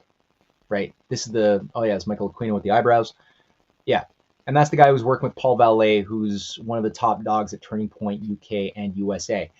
And he was in the army, or he was a Marine, military officer, and Satanist. He was a political scientist, military officer, and Satanist. He was the founder and high priest of the Temple of Set. Aquino was also a specialist in psychological warfare for military intelligence and an officer in the U.S. Army. Yep. Yeah, he worked with Edward Lansdale on the Phoenix Project in Operation Phoenix in the Vietnam War, and that was given the name Operation Phoenix for a very specific reason. It was a Hermetic Rosicrucian ritual. The Phoenix ritual is a Rosicrucian. That was the 100 Years' War, by the way. So that was the 30 Years' War as well. And my wife actually just finished writing a beautiful, a scary, beautiful series of essays going through exactly how the 30 Years' War, which was set up by Rosicrucians right after they came out, into the public, which were tied to the Order of Garter, by the way. That was set up in 1614, 1615, 1616, that's when the Rosicrucians came out in that incarnation. And all of the key figures were the advisors of the leadership of Prague that initiated the 30 Years' War around Friedrich V and Elizabeth Stuart, his wife, the daughter of James in England. Now, that was being done in order to usher in, they were promising a new golden age. That was the idea, was that there was a network of white hats, of a secret army of enlightened warriors that are in the shadows that would finally liberate the world from the evils of the Habsburg totalitarian Jesuit-run empire. And people were promised this through yep, go on. I gotta disappear for keep talking about that. I've got to disappear for like 2 minutes. We'll be right back. But keep talking. Okay. Arby's got to get a pee bucket. Those things are very important for podcasting. Pee buckets. No, sorry. So that's the thing, right? You had this operation. So what did they do? They worked hard, and these are the followers of people like Francis Bacon, who are John Dee. John Dee was setting up a massive occult bureau in Prague when he was expelled from England in 1586, 87. Maybe it was 88. And he immediately went with Edward Kelly, the guy who Aleister Crowley believed he was the reincarnation of, Edward Kelly, the scryer of John Dee. And they together went, the scryer, by the way, is a channeler who could channel the demons and the other spirits of necromancy. And so they went together specifically to Prague, to the courts of Prague. And they set up under the courts of Maximilian and then of Rudolf, an occult network. Now, they made a lot of enemies there, but that occult network endured and stayed and was promoting things like Kabbalah, like alchemy. The works of Paracelsus were very big, and a whole intelligence network was baked into and groomed in Prague that eventually targeted a young, foolish, malleable idiot by the name of Frederick V. So as soon as Rudolf II is dead, Frederick V becomes the emperor, or the elector Palatinate, or Palatine, and he becomes the head of the Protestant Union. Now, the Protestant Union is set up to be a counterpole to the Catholic Habsburg Empire. And maybe it was a good idea, maybe it wasn't. I don't know, but I look at the people who were organizing it around Francis Bacon, the Paolo Sarpi networks. They're organizing the creation of this network of Protestant. It was kind of like setting up a NATO collective security apparatus. So as soon as you can get this type of union to be set up, there was a greater capacity to get big wars to happen. Before that, there were kind of like more localized wars. You had to get this region to fight this region, this country to fight that country. But now all of a sudden, that people have a more broad supranational identity around the new Protestant concept. Now all of a sudden, if they hear that, okay, Protestants have been killed in France, well, that's all of a sudden a personal affront to me living in Prague, or vice versa. So the idea was to create collective defense pacts, and if you can get one area to get into a war, as they did with the case of Friedrich V and his wife Elizabeth Stuart, to accept being the new emperor. So you had a bunch of Rosicrucian assets who were induced to throw out a couple of Catholic representatives from a window. It's called the Third Defenestration of Prague. So they were tossed out of a window. They didn't die, but it was big enough of a drama that it accompanied also mass chanting of groups that called upon Friedrich V to become the new emperor, to protect them all and overthrow the shackles of the Habsburg Empire. Now, Friedrich V and his wife had been worked upon consistently for years. They were very young. Since they were young teenagers, they were both worked upon psychologically to see themselves as new Apollonian messiahs of the New Age. And they'd been worked on at Francis Bacon wrote several mystery plays for them in the courts of England. When they were getting married, the entire Chemical Wedding, which is one of the original manuals of the Rosicrucians, was an homage to their wedding, but with certain mythic initiatory imagery within it, including the play within a play and a certain mass sacrifice of humans that are in that play. So they're led to believe that they're going to do this. And he goes, and as soon as this guy accepts, now he's declaring war with the entire Habsburg Empire, which is run by Jesuits who are running it at this time. That's what's running the Inquisition of the Habsburgs. So now it's full-blown bloodbath for 30 fucking years. Sorry for the language, but now it's like Christian, like people can't even imagine what the 30 Years' War had half of Germany's population die. Like, it's crazy to think about that type of continuity of death, like 30 million dead people. So that's all people knew. But that was a ritual. It wasn't done for money, though money was made. It was done for this other thing, kind of like the 100 Years' War before that. And the knighthoods, these friggin' chivalric order knighthoods, are all over this thing. And that's where, again, if you look at the 100 Years' War, what was that? Well, that was, so I mentioned quickly that there was an element of religious impulse behind it. It wasn't just about taking back the land, because that was the idea, right? You had the Norman invasion happened in the 11th century in England, right? Well, that was a bunch of Norman feudal barons that were used as kind of like martial lords of ISIS that were used and funded to take control first of the two Sicilies in Italy. So you had the Norman invasion in Italy at the same time as you had the Norman invasion of England. And in both cases, they brought in feudalism. Their basing jump off point was France, Normandy, right? They were the Northmen, by the way. The Norman were the Northmen. The Northmen were the Vikings. These were the pagan human sacrificers.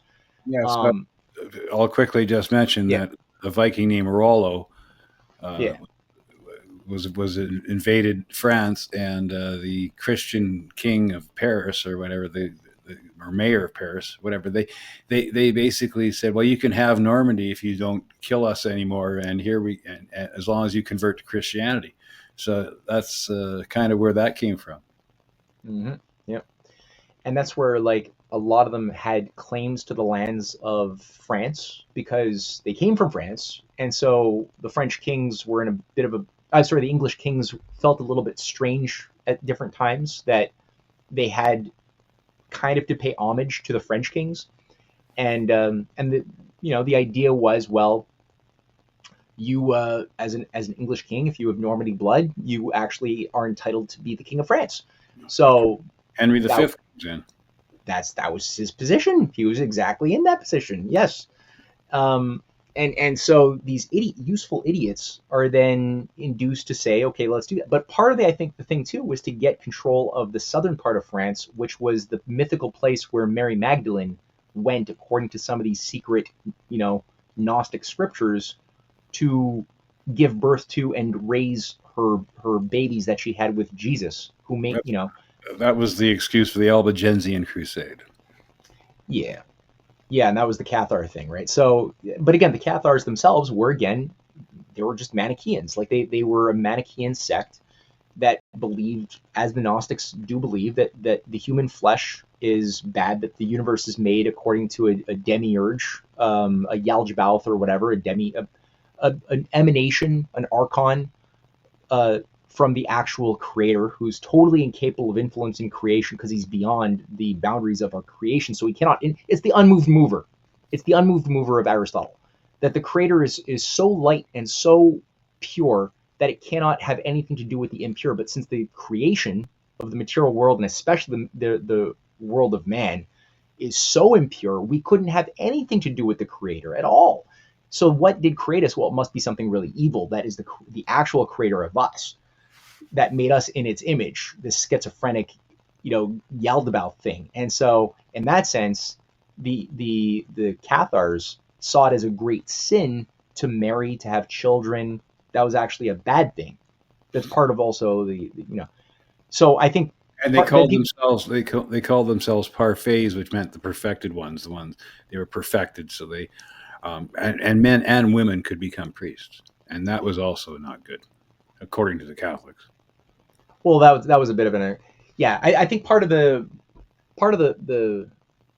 thing that allows these different cults to grow and prosper is because the Catholic Church is made so rigid and so irrationally strict that it creates fertile soil for Luciferian rebellions that are reasonable on many of their points of argument. Because, you know, the church is telling people, if you want to be truly holy, you also cannot have a family. If you want to be a priest, and that's not in the Bible. That came in arbitrarily, like in the 5th century, right? So, and then all of these other like weird rituals that are just infused into it to keep it rigid, and it works. It works to encourage like Luciferianism. Yeah. But as you pointed out, they're also promoting the idea of being perfect, because if you can transcend the realm of good and evil, there's this idea that you can attain perfection, at which point you are God, because now.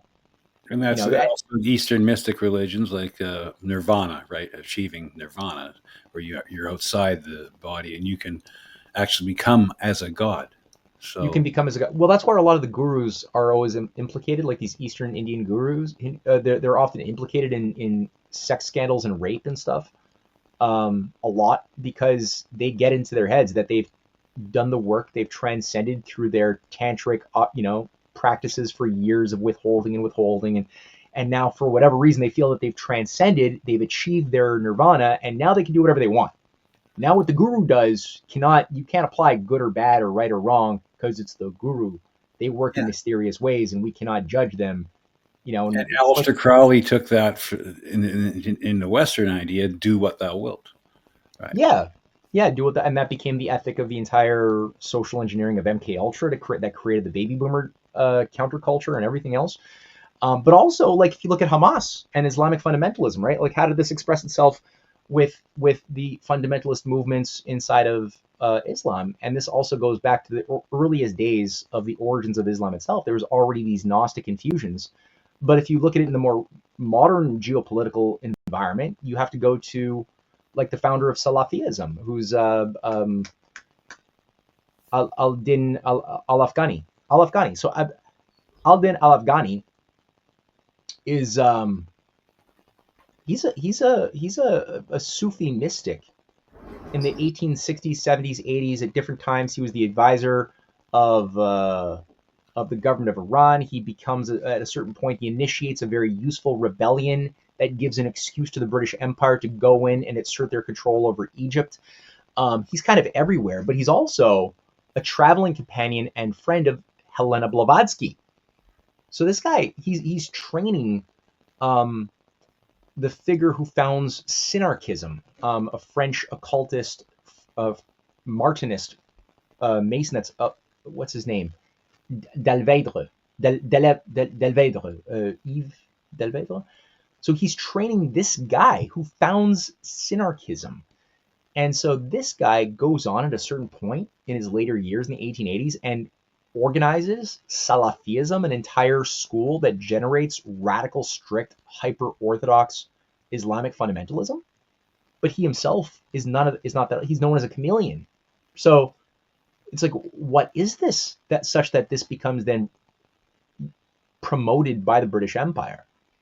What is this thing, right? And it dovetails, it goes in and out of the Wahhabists, right? So the Wahhabist movement that had already been around since the early 18th century was also being encouraged to be the model, the school around which the Quran would be interpreted under all Islamic territories influenced by the British Empire.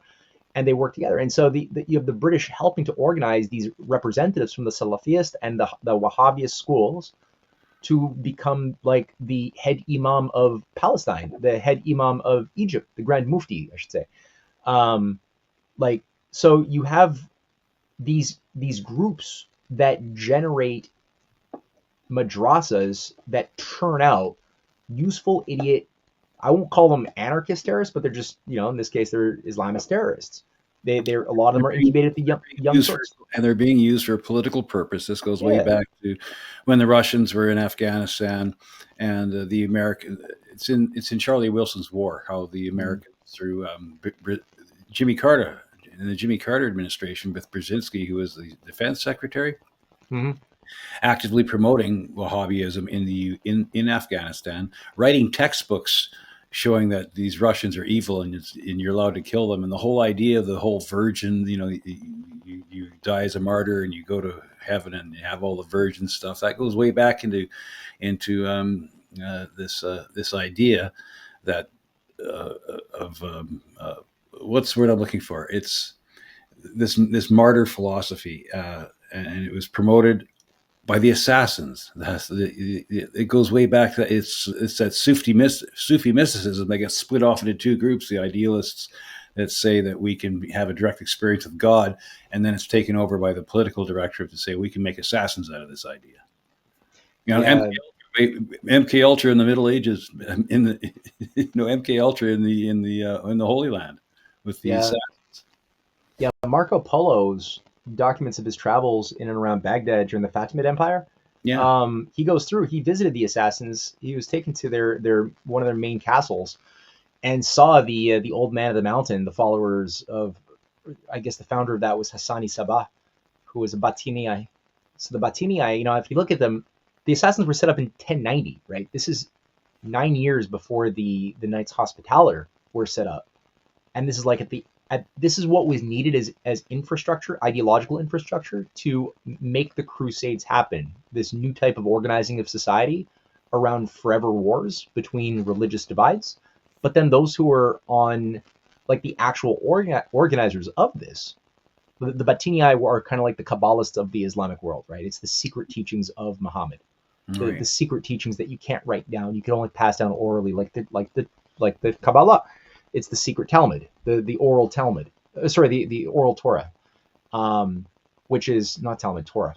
But the oral is just like, the secret teachings that God gave Moses while the bush was burning, and then he can only. It's so out of this world that you can only tell people who are initiated, and you can't tell the impure ear. They have to believe in the official Torah, and morality, and that's for the uninitiated. So the same thing in Islam. And so the Batinii, this guy was a missionary. He was recruited to become a Batinii missionary, and then all of a sudden he goes and founds this order with this posh spot that they get in Alamut. Alamut Castle is a castle they take over, and there's this amazing field that's perfectly surrounded by these mountains that are impenetrable. But inside this very fertile valley, there's it's valley of milk and honey, practically the way it's sold, and he brings in hot virgins, well, not virgins, but hot girls are brought in, they're taken good care of, but they just have to be pleasure girls. And so what they do, it seems, the way this thing works, and there were a number of these set up around the ancient world, and they would work with the Templars. They would work with their so-called Christian nemesis to jointly take turns assassinating each other's representatives. So, and there's case studies of this happening. Saladin, who's not a bad guy, he actually survived 2 assassination attempts by these Muslim assassins. And he discovered that the Christian king tried to get him assassinated by using the assassins. Yeah. Okay, yeah. I think we chatted about this. So all that to say, the way it would work would be that they would recruit a young, useful idiot who had ambition, often from royal higher families, but not always. Kind of like this is the origin of the Grail myths. That would be recruitment tools for the knighthoods of Europe, but the origin of it was found actually in the Muslim world. And so they would use these men who would get a little tap on the shoulder if they had talent, and they would be given tests. And if they passed their tests, kind of like the Parzival character in Wolfram Eichenbach's tales of Lancelot and Percival and Arthur, if they passed their tests to achieve whatever the goal was, then they would be rewarded with a psychedelic cocktail, and they would generally pass out, and they would wake up in this amazing wonderland of sex and food. And they got, I don't know how long, but they got an extended stay of hedonism in the Gardens of Elysium. And at a certain point, they were given another cocktail. They were put through a bunch of MK Ultra operations, and then they woke up somewhere else, and they were not in Elysium anymore. They were all of a sudden in a village, maybe in Baghdad. and they had all of a sudden instructions that if you want to go back to Elysium, you just got to do this thing, Right. and you can't live. After you stab the guy that you got to stab, you're Yourself. not allowed to live. That's right. You have to make sure that you die, and then you go back and get rewarded. And it worked pretty well for a few centuries. And as far as I could see it, this thing didn't disappear, although it was taken down by the Mongols, because they were still too problematic when the Mongols went into Baghdad. Doesn't mean the Mongols were good. It just means it was a fight over like which cult was going to be the dominant cult. At the time, their time, kind of like the time when the Templars were burnt at the stakes, was up in that form. But they didn't disappear. They just reappeared in Azerbaijan. They reappeared in the Caucasus. They reappeared in India. And it seems in my research that that's the Thugis, the Kali worshipping Thugi cult in India that emerged in the 1350s. And that's where we get the word thugs from. Yeah, the thug life. Yeah, it's from the Thugis, who were killers. They were worshipping Kali by killing innocent people, robbing them, torturing them. A lot of them were kids, and that's how they were worshipping Kali. And that went on for, it's still a thing. That's the Kali worshipping cults are still a thing, especially in India. It didn't go away. But Wow. I think it's directly connected. I think it's also connected, it seems, to Aga Khan, But I mean, and you can bring who's connected to Pierre Trudeau. and you can roll that right up to today's time. MK Ultra. That's MK Ultra in the Holy Land was the assassins. They were recruited, trained to be these assassins, and it's going on straight to today, and up to all these events that we see that we're told are organic events, but they're not organic events. JFK's assassination, RFK's assassination, MLK's assassination, all the school shootings, 9/11, Well, 7/7, just keep going on absolutely. and on.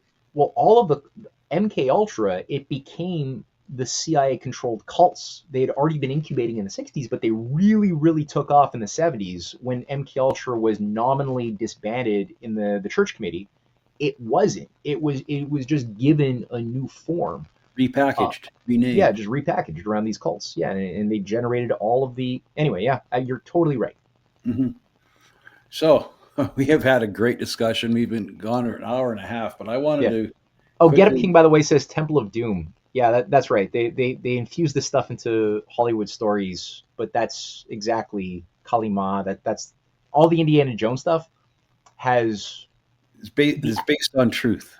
A lot of, yeah, they infuse a lot of their own crazy shit ideology into these stories, so that I think people lose the ability to differentiate fact and fiction, and they just relegate all of the stuff that you and I are talking about to the fiction bin because of their experience with these movies. Yeah, I don't know who said it, but I live by that motto that the lies are in the news and the truth is in the movies.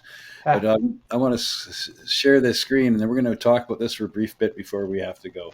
So, RTF film trailer, Edgar Allan Poe's final mystery of Tale of Two Murders. Now, before I play this as this little trailer that we're going to talk about this film you made, I couldn't find it. I was looking all over for my Edgar Allan Poe. I have the complete works of Edgar Allan Poe. I don't know where I left it, but I can't find it. It might be downstairs somewhere. But when I was in grade 7, I think it was the first time I read The Gold Bug or whatever. It was a Edgar Allan Poe story, and I read it. And I was so hooked, I read everything after that. The Murders in the Rue Morgue, The Cask of Amontillado, all of it. I mean, he fascinated me. His fiction, his writing was incredible. You were there. You like the idea of being buried alive. That mere thought of it, right? The existential dread of being buried alive. He would write about it, and he would take you to that place, and it was just the horror of it. The pit and the pendulum. You were there with that, with that blade coming closer and closer and closer, and the rats scuttling around in the dark. It was just the best writing I'd ever. And I became an Edgar Allan Poe fanatic, read everything I could about him. And I've always wondered about his death. What happened? That seemed so strange. Just when he was getting his life back on track and he was really getting the accolades and renown he deserved, all of a sudden he goes off on a trip and he disappears and he ends up dead somewhere. And the whole legend of him being a opium addict and alcoholic and all this stuff and just a bum and a brilliant madman was based on a nemesis of his in the literature world, who he had um, basically criticized. So this guy hated him, and he was the one who wrote the first obituary. So what we know about his death is from him. But I want to play this trailer, and I want you to talk about it because I think it's fascinating. This is Edgar Allan Poe's final mystery, A Tale of Two Murders.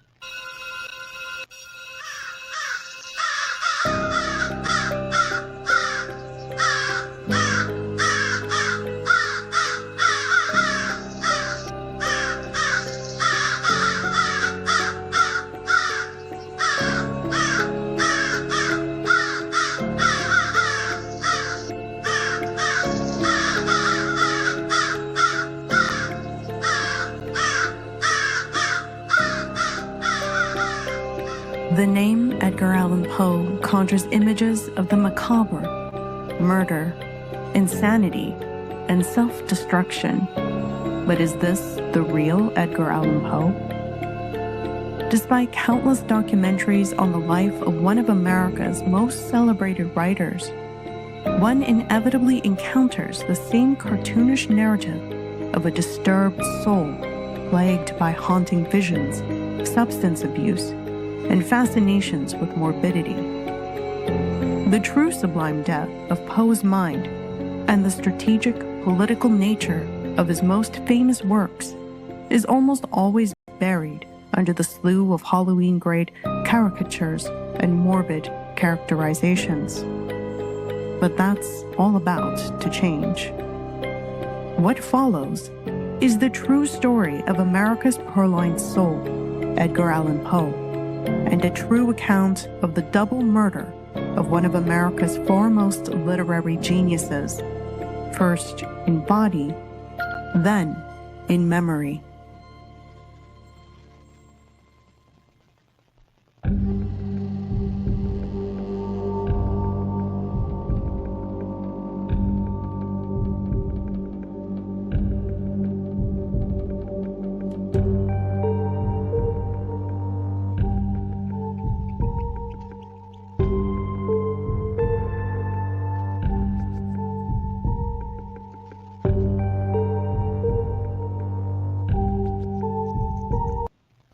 All right, so go to YouTube, download that, click on the description box, and join up on Matthew Ehret's Substack to watch it. Now that I've teased it out and trailered it, could you maybe discuss what made you decide to make this film, and what's it all about? It's actually so volume 3 of my. So I did a Revenge of the Mystery Cults trilogy last year, and volume 3 is Edgar Poe's final mystery and other tales of ratiocination.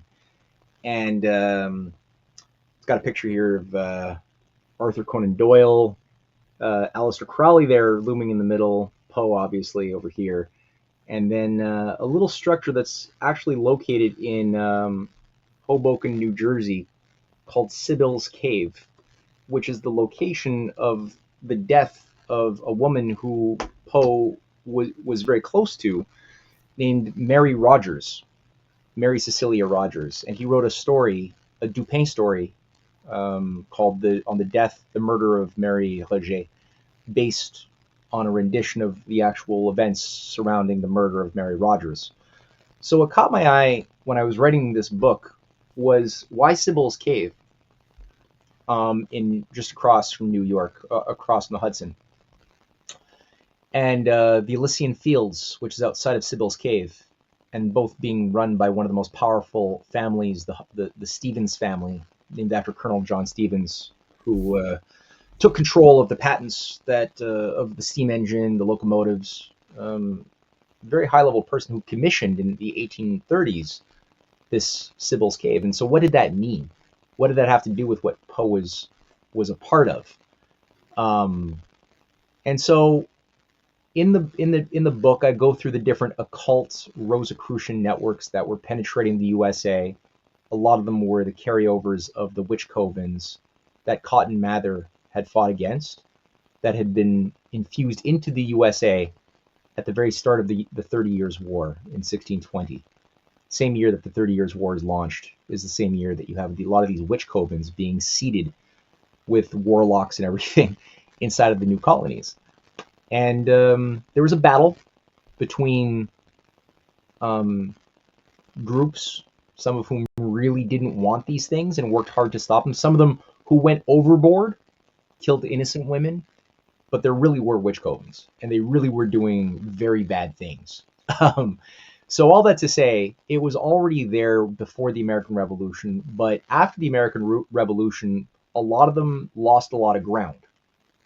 And by the second generation and third generation after the Revolution, they were really gaining a hold back on their lost territories inside of the U.S. colonies, the new republic. And Poe was fighting against this as a cultural warrior. And so I go through many of his poems, his short stories, his psychological profiles of the oligarchy, his education of the... He was really trying hard to educate his fellow citizens to recognize evil, to understand it within themselves, and how the empire can also capitalize on unexamined evil that we all have within us if we haven't really worked on ourselves. We have to be able to see it, and if we don't take the time to appreciate it, we will always fall for it and become instruments of our own doom. And so my friend Dave Gosselin, who I've been working with for a number of years, he proposed making it a movie, and I was happy because I didn't find that very many people know what to do with books like this. They don't. It's too outside of their comfort zone. So I was a little bit sad that this book isn't being read very much. So I was like, you know what? Yeah, sure. Try to make it a movie. And as it turns out, Dave, who hadn't made a lot of movies, he only made like 2 previous small short films. Turns out he's got a good knack at working with film. And so my wife, Cynthia, who's the narrator, and I started working with him, and it took us about 2 months. And he generated this 40-minute beautiful documentary, which is going to be the first part. So we deal with who killed Poe.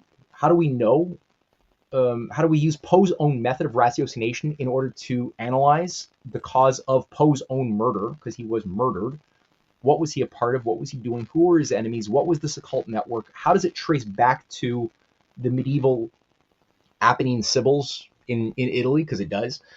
And then the murder of Mary Rogers, who also was killed by a similar thing in a ritual murder. And so this is going to, now that we've done this, we're sort of laying the stage for the next movie that's going to be a follow-up in January or February.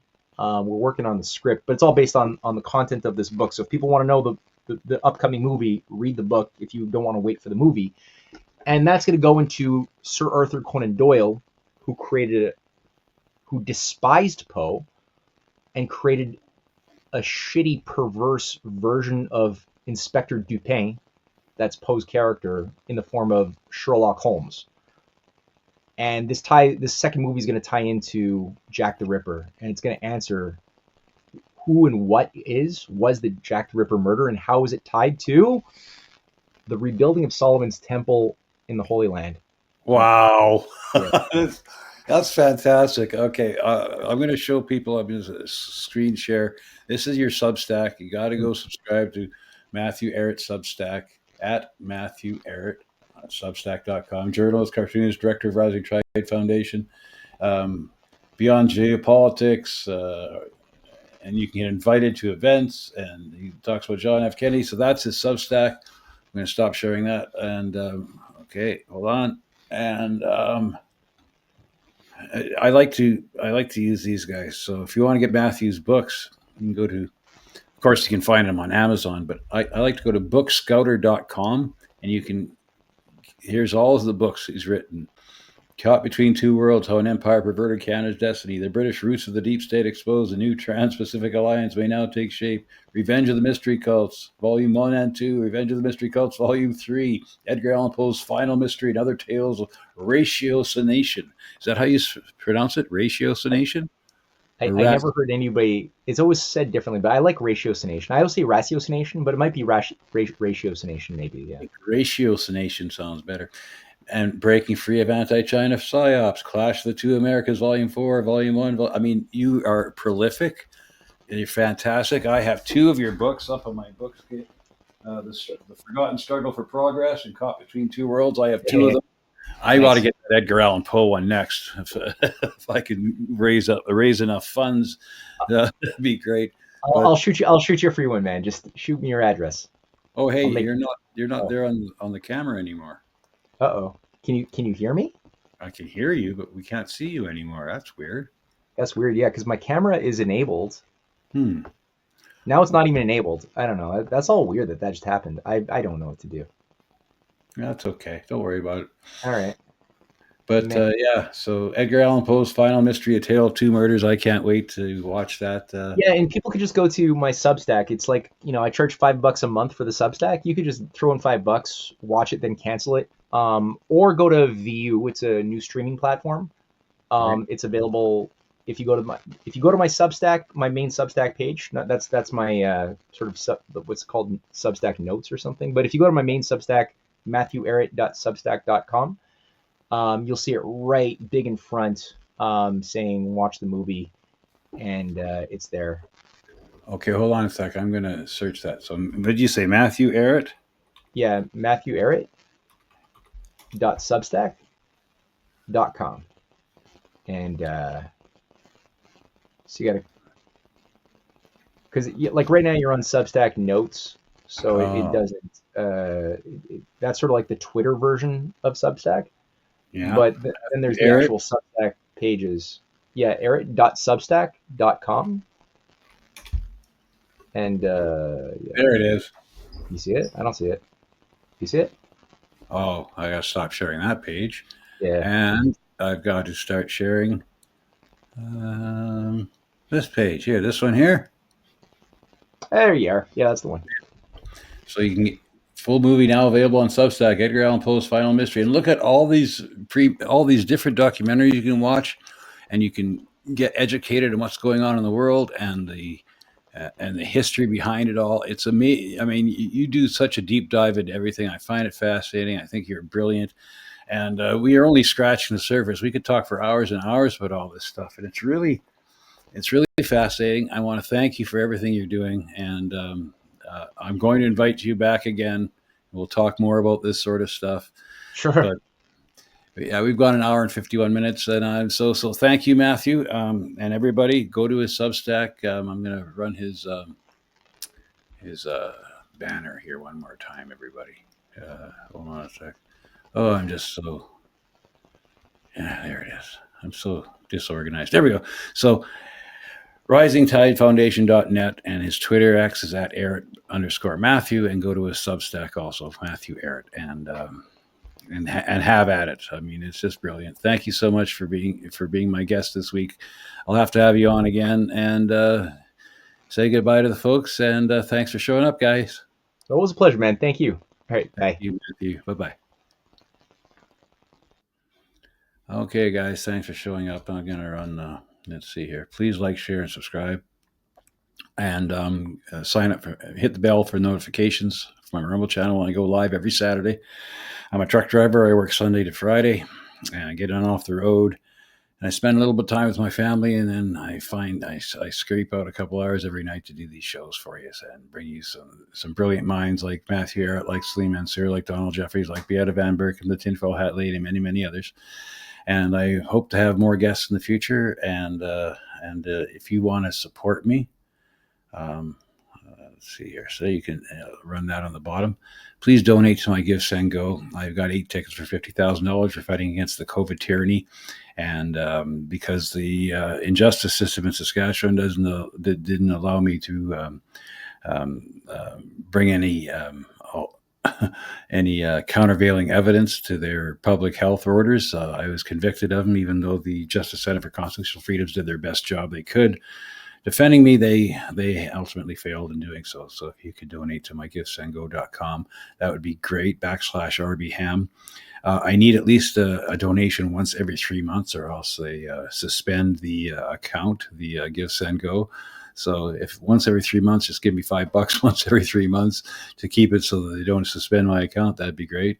If you're a Canadian, you can help my cause. You can e-transfer me at rbham17@gmail.com. If you want to get in touch with me, you want to suggest a guest for the podcast, you can also email me at rbham17@gmail.com, and I will do my best to get them on. And I know I want to get Ann Diamond on again to talk about the CIA, MK Ultra PSYOP stuff that she was a part of in the McGill University, and some of the other stuff that that's been coming up now, because there was recently in the United Kingdom a lawsuit against the American government for what they did during the MK Ultra times. So that'd be fascinating. So thank you so much, and I'm going to sign out now, and I will play another. Before I leave, I'm going to play another version of my Beyond the Pale song, and I hope you guys enjoy it.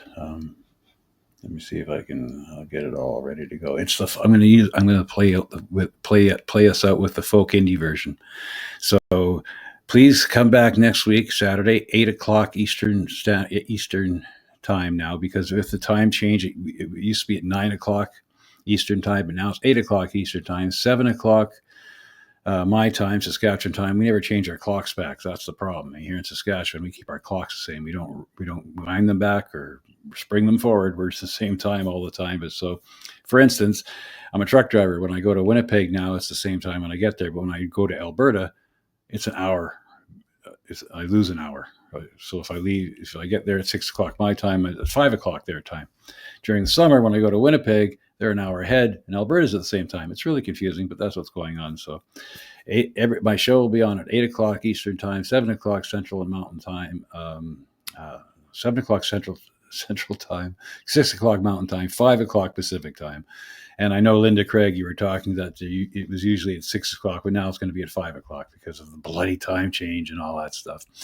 Thanks for for showing up. Thank you, Revolution of the Minds. Hope Ann uses Ethernet instead of Wi-Fi. Thank you, Get Up King, for the $2 donation. Matt is good at putting things in context in a short period of time. Very entertaining to listen to. His knowledge is vast. It's unbelievable how he can, and it all connects way back to almost the Babylonian times. Nothing is new under the sun. Everything happens for. You can. There's always a thread that you can. That connects things, and he's great at that. So yeah, he's very entertaining. His books are amazing. So please follow him on Substack. And so I'll be heading out now, and I will play us out. And remember, everybody,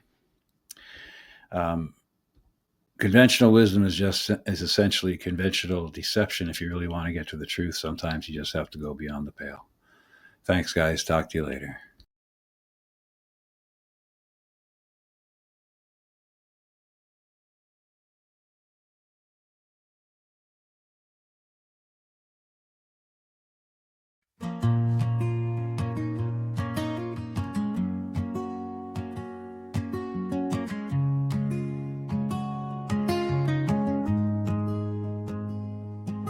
They send our sons to war, a cruel charade, a racket built on blood, where fortunes are made.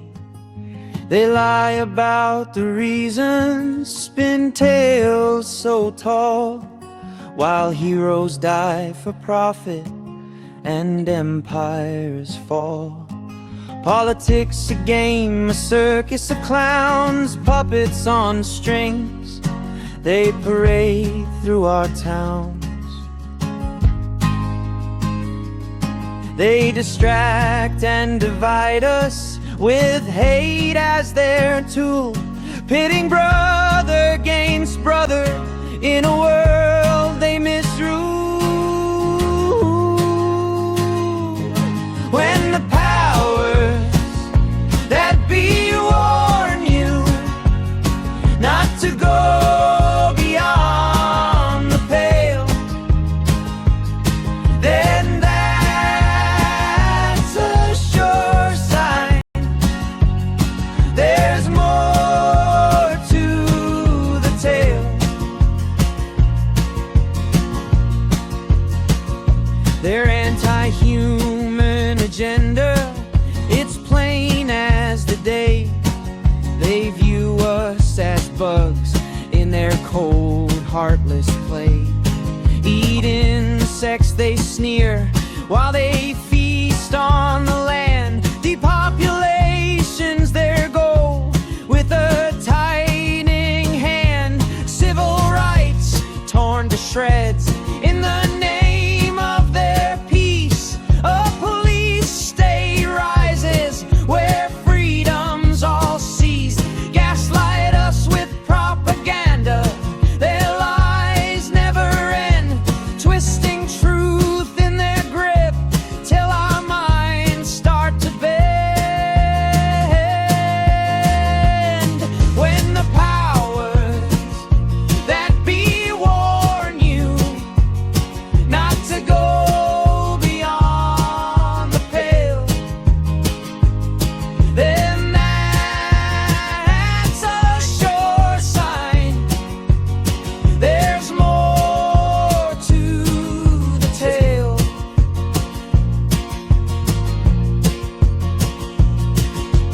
Order out of chaos, their sinister creed. They spark the flames, then offer what we need. Economic stagnation, they choke out our dreams, while divide and conquer rips us at the seams. They fan every fracture, they stoke every fight, left against right, till we're blind to the light. Yet beyond their pale lies the truth they conceal. A world where we're free, where our hearts can still heal. When the powers that be warn you not to go beyond the bay, then boy, that's a sure sign there's more to the tale. So step past their warnings, their fences, their lies. See the world they've been hiding with wide open eyes. Beyond the pale, where their power grows frail, we'll reclaim our future and truth will prevail.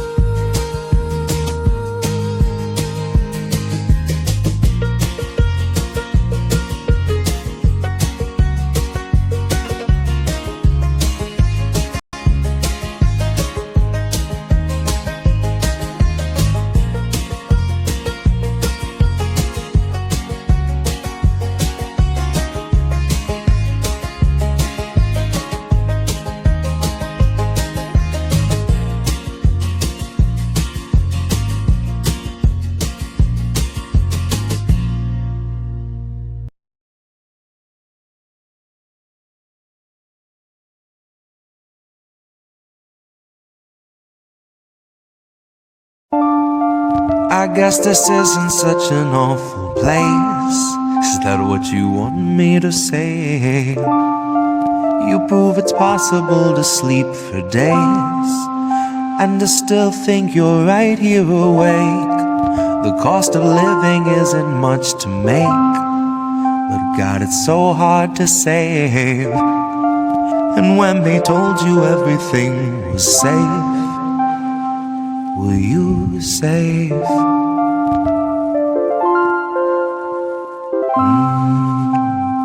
Were you safe?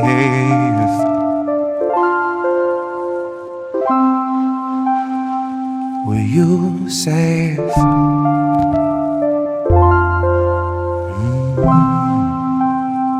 Were you safe?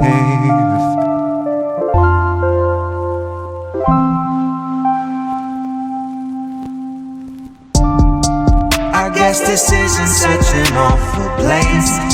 Is that what you want me to say? You prove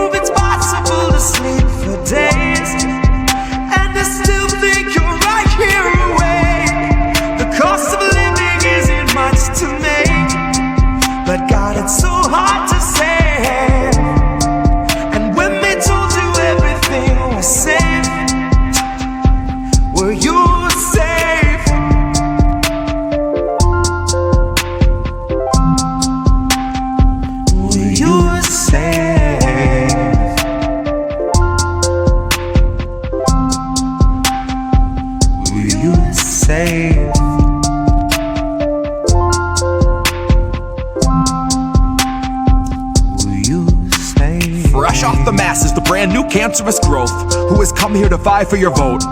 Come here to cry at the camps and to mourn at the shore for the bodies that float by the wreck of an immigrant boat. Then it's back to their luxury home, couple security booths and a moat. Couple cigars, little escargot, little booze and a soak. Just breathe in the steam and the smoke. Pink salt, lavender, candles are low. Shit, when you do what you do, gotta lighten the load. And he got a life of his own that's a sight to behold. And it's a lot to control, to decipher the code or to siphon the soul. The cost of a good night's sleep for the working elite is a bargain, no matter the toll.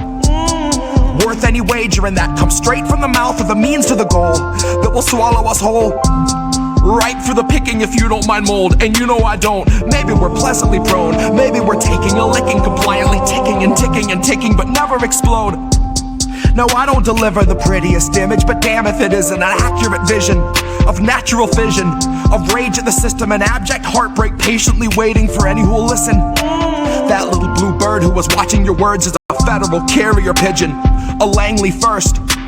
It's a patient observer who hears what it wants and is trained for the worst. Oh, you got nothing to hide.